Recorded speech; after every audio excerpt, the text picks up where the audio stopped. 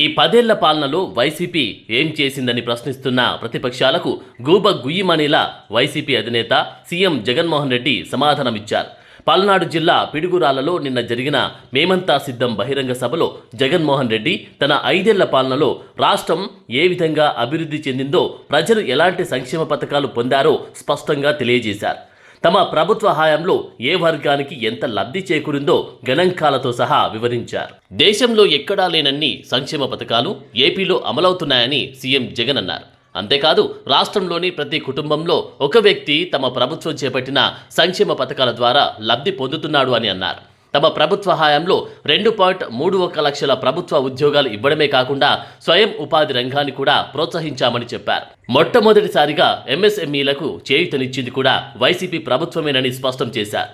వాహనమిత్ర, నేతన్న నేస్తం, జగనన్న తోడు, జగనన్న చేదోడు, మత్స్యకార భరోసా, చేయూత, ఆసరా, సున్నా వడ్డీ పథకాలతో యువతను అన్ని విధాలుగా ప్రోత్సహిస్తున్నాం కాబట్టి రాష్ట్రం ప్రగతి పదంలో పరుగులు పెడుతుందని అన్నారు. రైతు భరోసా పథకం ద్వారా అన్నదాతల జీవితాల్లో వెలుగులు నింపుతున్నామని జగన్ అన్నారు. ఈ పథకం కింద ఏటా 13,500 ప్రతి రైతన్న చేతిలో పెడుతున్నట్టు చెప్పారు.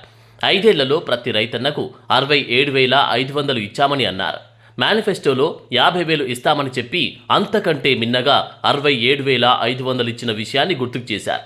అంతేకాదు, పగటిపూటే నాణ్యమైన 9 గంటల ఉచిత విద్యుత్ ఇస్తున్నట్టు చెప్పారు.